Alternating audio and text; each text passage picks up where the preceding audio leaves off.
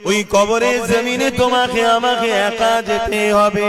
প্রতিদিন এই মাটি তোমাকে আমাকে ডাকে আর বলতে লাগে, এ মনুষ্য জাতি রে, এত অহংকারের সঙ্গে আমার বুকের ওপর দিয়ে ঘুরে ঘুরে বেড়াচ্ছিস, জানিস আমার বুকের ভেতরে তোকে একদিন আসতে হবে। আমি কবর একা থাকার জায়গা, আমি কবর পোকামাকড়ের জায়গা, আমি কবর অন্ধকার জায়গা। এই কবরে আসার আগে তৈরি হয়ে আয়, নচে তোর এখানে কিন্তু বড় কঠিন মুসিবতে পড়বি। এ যুবকেরা, তরুণীরা, বাপেরা, এখানে এতগুলো বাপ ভাই বসে আছে, মা বোনেরা দূরে দূরে আছে, কেউ কি বলতে পারবেন কালকে তো দূরের কথা, আজকে সূর্য ডুবার আগে আপনার জিন্দেগিটাও ডুবে যেতে পারে। অথচ আল্লাহ পাক কোরআনের মধ্যে বললে, ওয়ালতানজুরু নাফসুম মা কদ্দামাত লিগাদ, প্রতিটা নফসের উচিত পরকালে বেশি বেশি করে ভাবা কি হবে আমার পরকালে। এই দুনিয়ার জিন্দেগি তো আসল জিন্দেগি নয়, আসল জিন্দেগির জন্য তো দুনিয়ার জিন্দেগিতে পরীক্ষা দিবার জন্য এসেছি। আসল জিন্দেগি যে জায়গায়, ওখানে দুটো জায়গা আছে, একটা হলো চিরশান্তির আর একটা হলো চির কষ্টের। যেমন যৌবনে যদি তুমি আমি মেহনত করে নি, তাহলে দুনিয়ার জমিনে তুমি আমি প্রতিষ্ঠিত হয়ে যাব। আর যদি যৌবনের সময় পড়াশোনা না করে খেলাধুলা করে যদি 20-30 বছর কাটিয়ে দিই, তাহলে কিন্তু পরবর্তী জীবনটা তোমার আমার বেকার হয়ে যাবে।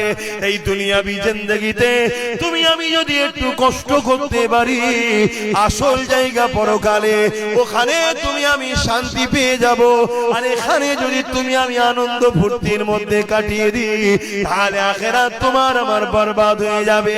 হে নওজওয়ানেরা, তরুণেরা, হে নবী পাকের প্রেমিকেরা, এরপরও বলে যায় আল্লাহ তওবাকারীকে বড় পছন্দ করে। যারা অন্যায় করে ফেলেছে, যারা ভুল করে ফেলেছে, যারা অন্যায় হয়ে গেছে, ভুল খাতা হয়ে গেছে, এখনো সময় আছে, তওবা করে না। বাকি জিন্দেগিটা আমার রাসূলুল্লাহ দ্বীন ইসলামের পাহারাদার হয়ে কাটার, বাকি জিন্দেগিটা আমার রাসূলুল্লাহর হয়ে গোলামি করে কাটার, বাকি জিন্দেগিটা যিনি দিয়েছে তিনার দাসত্ব করে কাটার।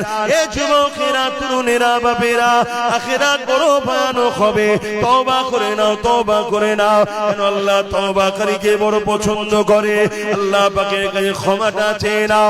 যেমন ইতিহাসের তারিখের মধ্যে পাওয়া যায়, হযরতে মুসা আলাইহিস সালামের জমানাতে এক যুবক ছিল যে কিনা ক্ষমতার জোরে বড় অন্যায় করেছে, বড় পাপ করেছে, অত্যাচার করেছে। এমন কিনা দেখা যায় প্রতিদিন একটা একটা করে নারীকে তার বিছানাতে সে নিয়ে আসতো। এরকম অসভ্যতা কাজও করেছে।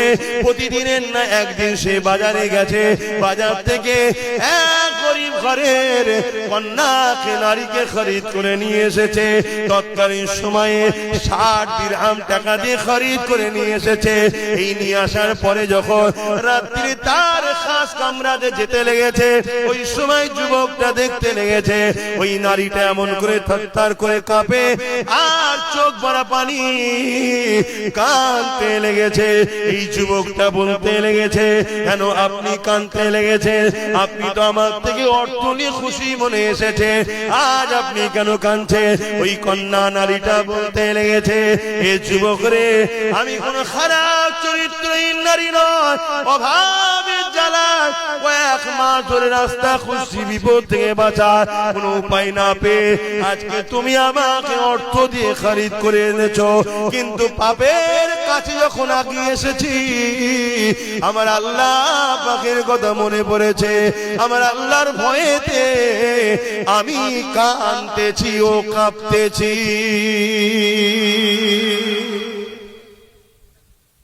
আল্লাহকে ভয় করো যুবক, আল্লাহকে ভয় করো। এই যুবকটা যখন ওই মেয়েটার মুখ থেকে, ওই বান্দির মুখ থেকে যখন এই খবরটা শুনলো, আল্লাহর ভয়ে সে কাঁপতেছে, আল্লাহর ভয়ে সে কাঁদতেছে। এই যুবকটার মধ্যে একটা অনুশোচনা তৈরি হলো, আরে আমি এত ধনী, আল্লাহ আমাকে এত অর্থ দিয়েছে, এত কিছু দিয়েছে, এরপরও আমার উচিত আল্লাহকে বেশি ভালোবাসা, এরপরও উচিত আল্লাহর সঙ্গে মহব্বত বেশি করা, তা না করে আমি আল্লাহ নাফরমানি করে বেড়াই। আর এই মেয়েটা এত গরিব হওয়ার পরও আমার আল্লাহকে কত ভালোবাসে, আমার আল্লাহকে কত ভয় করে, সে কিনা কোনোদিন পাপ করেনি, না ছাড়ে এসেছে, এরপরও সে কাঁদতে লেগেছে। এই দৃশ্য দেখে যুবকটার মধ্যে পরিবর্তন এসে গেছে। ওই যুবকটা ওই মেয়েটাকে বলতে লাগলো, এ মহিলা, আজ থেকে আমি তোমাকে বোন বলে সম্বোধন করলাম, তোমাকে আর অর্থ ফিরিয়ে দিতে হবে না, আমি তোমার সঙ্গে কোনো পাপ কাজে লিপ্ত হব না। তবে হ্যাঁ, একটা কথা বলবো, আমি তোমাকে সাক্ষী রেখে তওবা করতে চাই, আমি জনমের মতো পরিবর্তন হতে চাই, আর কোনোদিন শরাব পান করব না, আর কোনোদিন নোংরা কাজ করব না। এ আল্লাহর বান্দি রে, তুমি আমার জন্য সাক্ষী থেকে যাও। ওই মেয়েটার সামনে সাক্ষী রেখে ওই যুবকটা তওবা করে নিল। আল্লাহর বান্দিটা চলে গেল।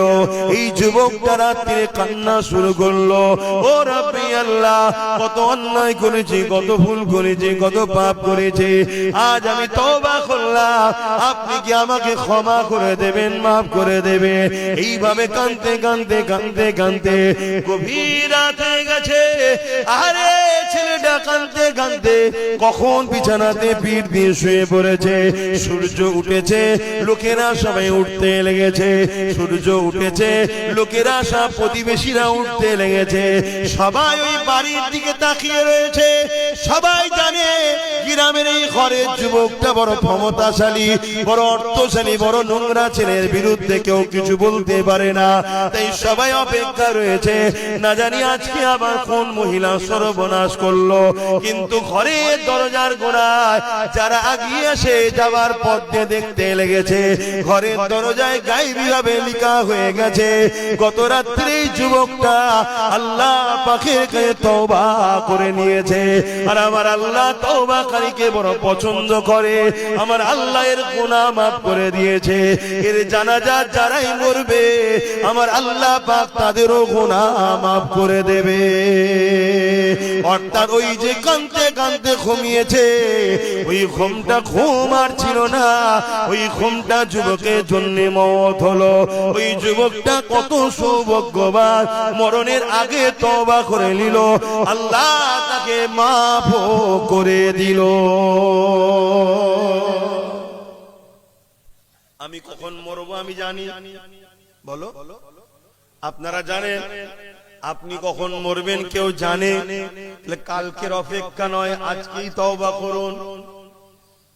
না, আবু জেহেলকে নবী কম চেষ্টা করেছে, নবী চেষ্টা করেছে। নবী যার মুখের কথা তো দূরের কথা, অন্তরে শুধু বলেছে আল্লাহ কাবাকে যদি কিবলা বানিয়ে দিতেন, মসজিদ আকসা থেকে মুখটা ঘুরিয়ে নিয়ে কাবাকে যদি কিবলা বানিয়ে দিতে, ইব্রাহিম নবীর বানানো ঘরটা, আমি রাসূলুল্লাহ বড় খুশি হতাম। নামাজের মধ্যে হৃদয়ের মধ্যে শুধু ভেসে উঠেছে, আমার আল্লাহ জিবরাইলকে পাঠিয়ে দিল, এ জিবরাইল জলদি করে যাও, আমার হাবিবকে যে জানিয়ে দাও আমি আল্লাহ আমার হাবিবের মনের আশাকে কবুল করেছে। দূরে কাত নামাজ পড়া হয়ে গেছে, এখনো দূরে কাত বাকি আছে, বাকি দূরে কাত। আমার হাবিব যেদিকে খুশি, আমি আল্লাহ বা সেদিকে খুশি। কাবার দিকে মুখ করে কিয়ামত পর্যন্ত এটাই কিবলা হয়ে গেল। যে রাসূলুল্লাহ মুখ দিয়ে বলেন, অন্তরের মধ্যে উদিত হয়েছে, আল্লাহ সঙ্গে সঙ্গে নামাজের মধ্যে যে না 4 রাকাত হয়ে যায়, পরে রক্ত থেকে হবে খলি। না না না বন্ধু, তুমি যখন চেয়েছো এখনই কিবলা বানিয়ে দিলাম। সেই রাসূলুল্লাহ আবু জেহেলকে কত বুঝিয়েছে, কত পরিবর্তনের জন্য চেষ্টা করেছে, কিন্তু আল্লাহ জানিয়ে দিয়েছে হাবিব যার অন্তরে আমি আমি মোহর মেরে দিয়েছি, সে কখনো পরিবর্তন হতে পারবে না। এ যুবক পরিবর্তন হও গো, তওবা করো, চেষ্টা করো, আল্লাহর কাছে সিজদায় পড়ে কাঁদো, ও রাব্বি আল্লাহ, কেন আমি গান শুনতে চলে যাই, কেন আমি ফাংশনে চলে যাই, কেন আমি নামাজ থেকে দূরে থাকি, কেন আমি গান শুনি ভুল রাস্তায় যাই, ও রাব্বি আল্লাহ, কেন আমি জালিমদের সঙ্গে দল করে ফেলেছি, এখনো কেন মন যাচ্ছে তাদের সঙ্গে যাবার, এখনো কেন মন যাচ্ছে হারাম অর্থের দিকে। এইভাবে আল্লাহর কাছে পানা চাও, সাহায্য চাও, কেননা আজ যদি তুমি সাহায্য না চাও, পানা যদি না চাও, মনে রেখে দিও ভাইদান ময়দানে মাশরটা বড় ভয়ানক হবে, যেদিনে তোমার পাশে কেউ দাঁড়াবার থাকবে না, ওই দিনে তোমার ফের কথা বলারও কেউ থাকবে না, ওই দিনে কারো কোনো জোর চলবে না। আমার আল্লাহ শুধু বলে দেবে, যাও তোমাকে আমি জান্নাতি করে দিলাম, রুকারও কেউ থাকবে না। আর যাকে বলবে যাও তোমাকে জাহান্নামী করে দিলাম, ওই জায়গাতে কোনো রকম আর গুঞ্জাইশ চলবে না। পা দুটো আসমানের দিকে করে জমিনের দিকে পা করে দিয়ে মাথা করে দিয়ে ঘিসড়ে ঘিসড়ে জাহান্নামে নিয়ে যাওয়া হবে। এ যুবক, আল্লাহকে ভয় করো। তবে বাবেদের মায়েদের যুবকদের বলে দিয়ে যায়, দুনিয়াতে আল্লাহ পাক ছাড় দিয়েছে, ছেড়ে কিন্তু দেয়নি। একটা দিন আল্লাহ পাক তোমাকে আমাকে উঠাবে, ওই দিনটা হবে ময়দানে মাশর, যে দিনে আল্লাহ পাক জিবরাইল আলাইহিস সালামকে বলবে, এ জিবরাইল, আমার জাহান্নামকে নিয়ে এসে আমার আরশের পাশে বেঁধে দাও। হযরত জিবরাইল আলাইহিস সালাম চলে যাবে, জাহান্নামকে নিয়ে এসে আর সে বাপাসে বেঁধে দেবে। 70,000 জিঞ্জিল দিয়ে আল্লাহ পাকে জাহান্নামকে বাঁধা হবে।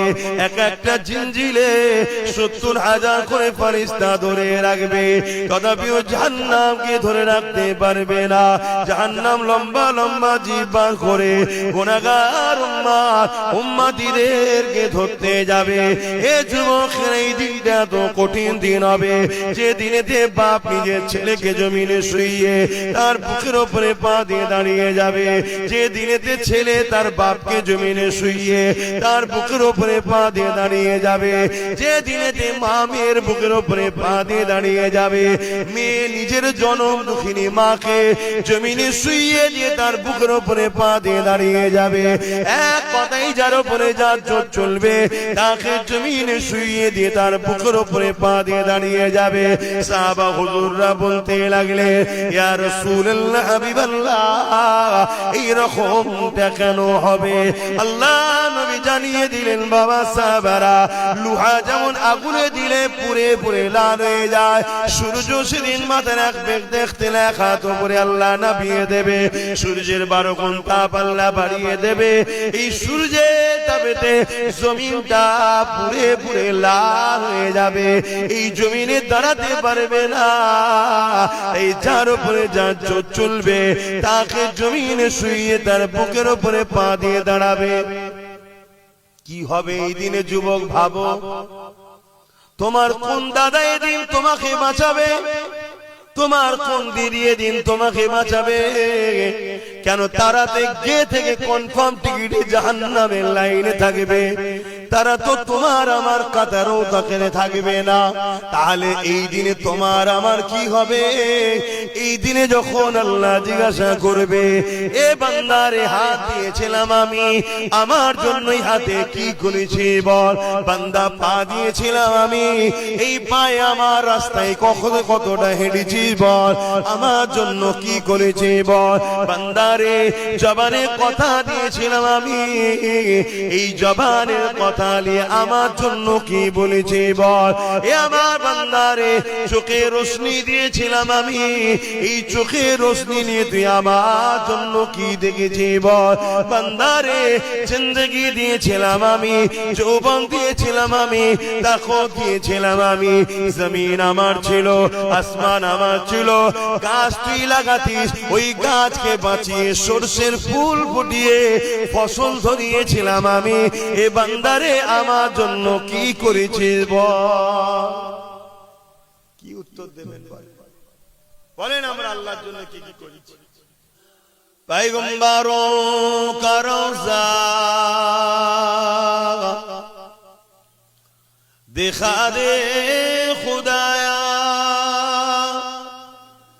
दरे मोदद से मिला दे खुदाया, शराबे मुहब्बा पिला दे खुदाया, पैगंबरों का रोज़ा दिखा दे खुदाया। अल्लाहुम्मा सल्ली अला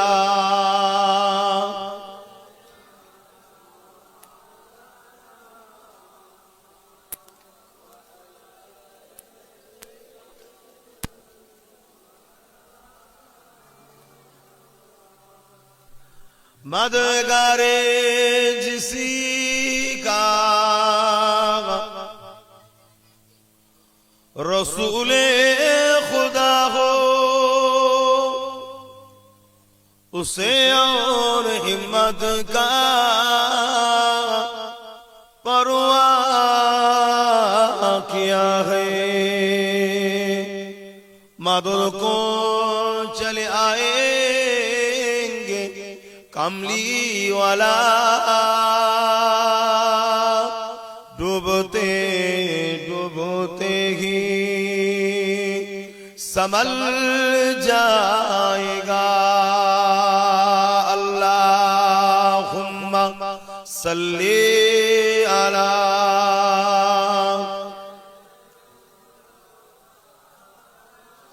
वला आली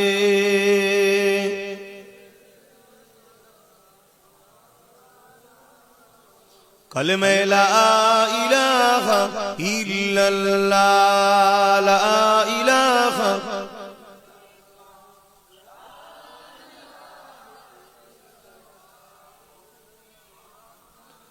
हस्बी रब्बी जल्लल्लाह, माफी क़ल्बी ग़ैरुल्लाह, हस्बी रब्बी जल्लल्लाह, माफी क़ल्बी ग़ैरुल्लाह, नूर मुहम्मद सल्लल्लाह, हक़ ला इलाहा इल्लल्लाह, ला इलाहा ला इलाहा इल्लल्लाह, मुहम्मदुर रसूलुल्लाह, ला इलाहा इल्लल्लाह, ला इलाहा इल्लल्लाह। पढ़ो पढ़ो, जबान खुले खुले पढ़ो। ला इलाहा इल्लल्लाह, ला इलाहा ला इलाहा इल्लल्लाह, मुहम्मदुर रसूलुल्लाह। अल्लाहुम्मा सल्ली अला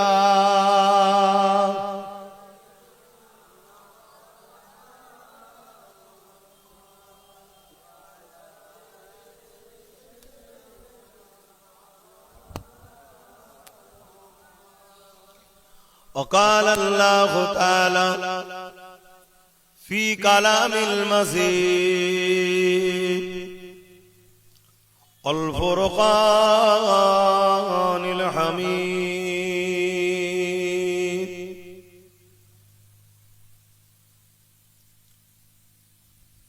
क़ुल इन कुन्तुम तुहिब्बूनल्लाह फत्ताबिऊनी युहबिबकुमुल्लाह ويغفر لكم ذنوبكم والله غفور رحيم। উপস্থিত আমার আব্বা জানেরা, আমার নওজোয়ান তরুণেরা, যুবকেরা, ছোট ছোট বাচ্চারা, উলামা হযরত, হাফেজে কোরআন, नमाजी मुत्तकी परहेजगार इमाम साहेब बनेरा, দূর দূরান্তে অবস্থিত আমাদের সকলের মা ও বোনেরা, আল্লাহ পাকের দরবারে শুকরিয়া, এই শীতের দুপুরে খাটাখাটির মানুষ আপনারা কাজ কাম করে এসে কোন রকম দুটো খাওয়া দাওয়া করে একটু শীত ঘুম বিছানায় পিঠ না দিয়ে আপনারা জান্নাতের বাগানে এসে বসেছেন। আল্লাহ যে আপনাদেরকে নিয়ে এসে বসার তৌফিক দিয়েছেন, তাই সকলে একটু জবান খুলে মহান স্রষ্টা শুকরিয়া আদায় করে বলি আলহামদুলিল্লাহ। হয়তো একটু বিছানায় পিঠ দিলে একটু আরাম হতো, কিন্তু মনে রাখবেন এই জান্নাতের বাগানে কি হলো, মাইকে সমস্ত হচ্ছে কেন? এই জান্নাতের বাগানে বসার দরুন আল্লাহ আমাদের ছোট ছোট গুনাহগুলো মাফ করে দিয়ে থাকেন। জোরে বলুন সুবহানাল্লাহ। আল্লাহ নবী আরো বলেছেন, যেখানে কোরআনের মাহফিল দেখবে, দ্বীন ইসলামের মাহফিল দেখবে, সাহাবা হুজুরদের বলেছেন ওটা হলো জান্নাতের একটা টুকরা বাগান, ওখানে গিয়ে তোমরা বসবে। সাহাবা হুজুররা জিজ্ঞেস করলেন বসলে কি হয়? আল্লাহ নবী বললেন, আমার আল্লাহ তাদের উপরে রাজি ও খুশি হয়। জোরে বলুন সুবহানাল্লাহ। হয়তো ঘরে থাকলে একটু বিছানায় পিঠ দিলে জানটা আরাম হতো, কিন্তু এখানে বসে আল্লাহকে রাজি খুশি করতে পেরেছি। আর আমার আল্লাহ যাকে যত পরীক্ষা নেবে ভালোবাসবে, তাকে দুনিয়ায় কিন্তু তত বেশি কঠিন পরীক্ষাও নেবে। এটা নিয়ম। আপনি ভাববেন না এমনি এমনি জান্নাত পেয়ে যাব। আপনি ভাবছেন না কি এমনি এমনি আপনারা ইসলাম পেয়ে গেছেন? অনেক ঝড়, অনেক বাধা, অনেক পাহাড় অতিক্রম করে আজ আপনাদের এলাকায় ইসলাম এসেছে। আর আমার আল্লাহ পাকের সিস্টেমই এটা।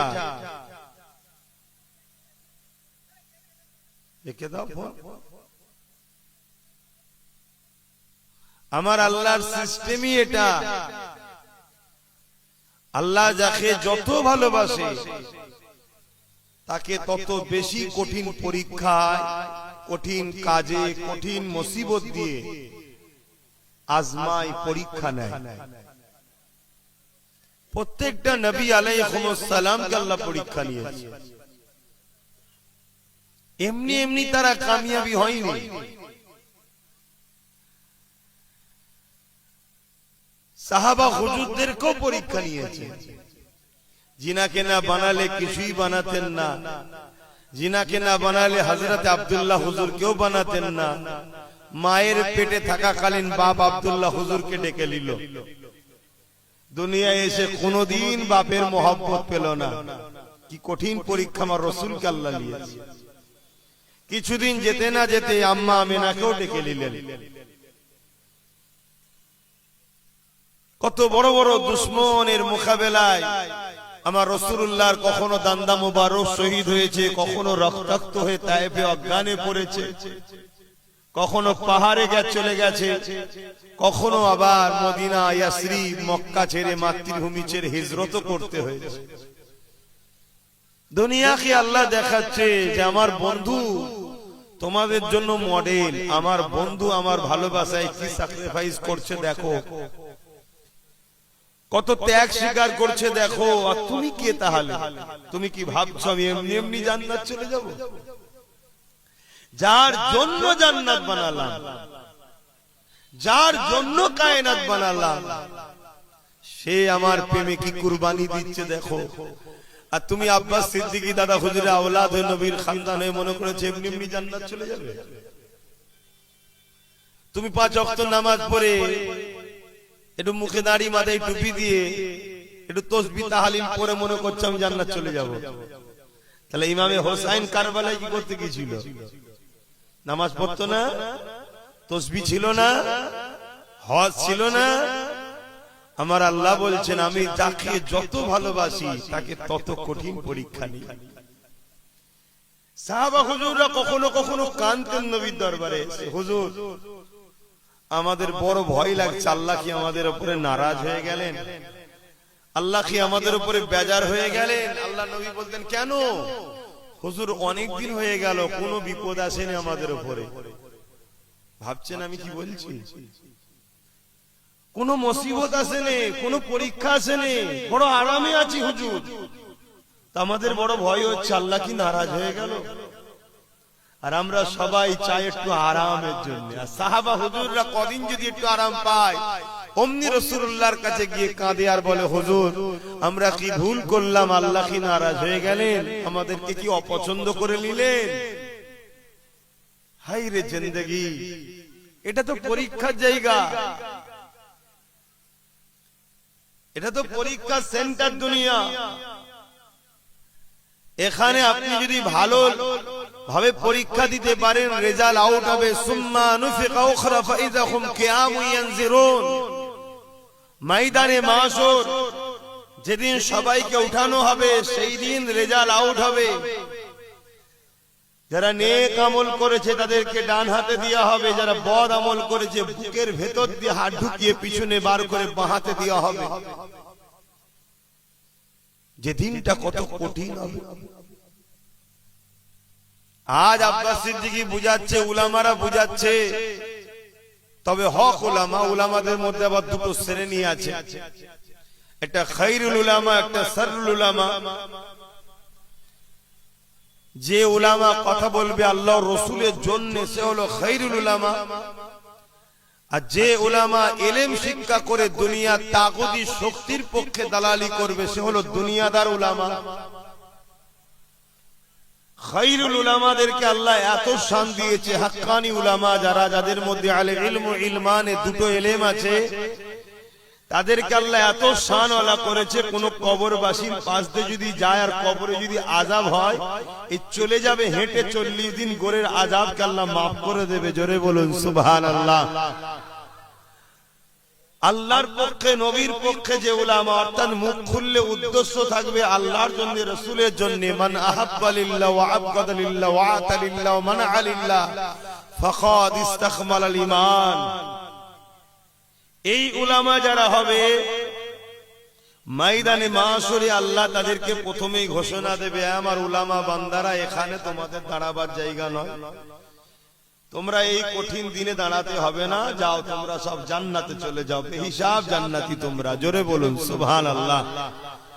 তারা যখন জান্নাতে যাবে একদল লোক তাদেরকে আবার ধরবে, যাচ্ছেন কোথায় না, আল্লাহ আমাদেরকে জান্নাত যেতে বলেছে, ওয়াদা ভঙ্গ হচ্ছে না কেন? আপনি তো দুনিয়ায় ওয়াজ করেছিলেন আল মারউ মা মান হাব্বা। বুখারী শরীফের হাদিস, এক গ্রাম্য মানুষ রাসূলকে জিজ্ঞেস করছে, হুজুর কিয়ামত কবে হবে? আল্লাহর নবী বলছেন মাআদাতলাহা, এই ছেলে কিয়ামতের জন্য কি করেছো? ফাকাম আদাতুলাহা কাসীরা সালাতি ওয়া সিয়ামি। ইয়া রাসূলুল্লাহ বেশি বেশি নামাজ রোজা করতে পারিনি, ইল্লা তবে আন ইউহিব্বুল্লাহ ওয়া রাসূলুহু, আল্লাহ ও রাসূলকে অন্তর থেকে ভালোবাসি। জোরে বলুন সুবহানাল্লাহ। আল্লাহ নবী বলেছিলেন আল মারউ মা মান হাব্বা, দুনিয়ায় যে যাকে ভালোবাসবে পরকালে সে তার সঙ্গে জান্নাতে যাবে। জোরে বলুন সুবহানাল্লাহ। আপনারা উলামারা এই হাদিস শোনাতেন, আমিও শোনালাম এখন। আজকে আমাদেরকে বাদ দিয়ে যাচ্ছেন কেন? আমরা তো আপনাদের ভালোবাসতাম, পিয়ার করতাম। আপনারা যেখানে আসতেন আমরা খাওয়া দাওয়া ছেড়ে দিয়ে জড়ো হতাম, আপনাদের তাকবীর দিতাম, আপনাদের জন্য কি না করেছি, আপনাদের বিষয়ে কথা বললে মারপিটও করে ফেলেছি। কেন?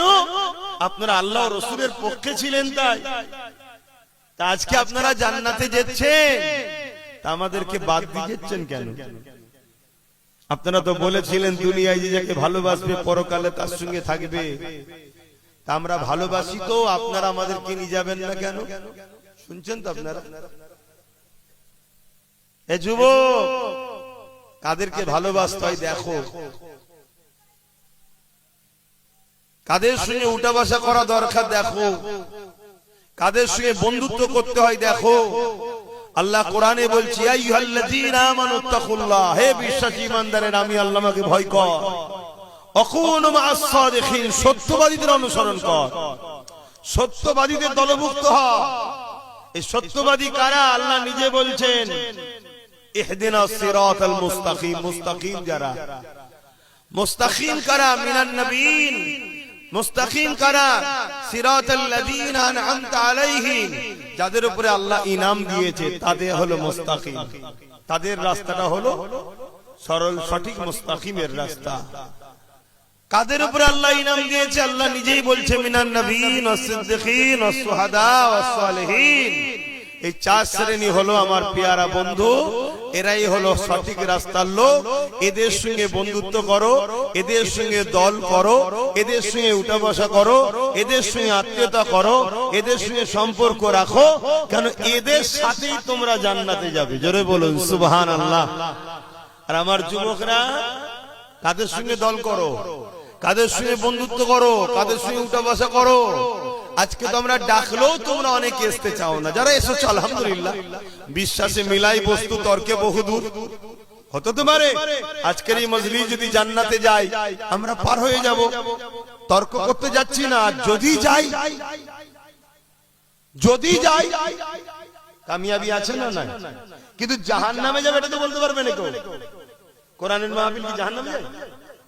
কিন্তু যদি আজকে কবুল হয়ে যায়, বলো বলো বলো, এগুলো ভাবতে হয়।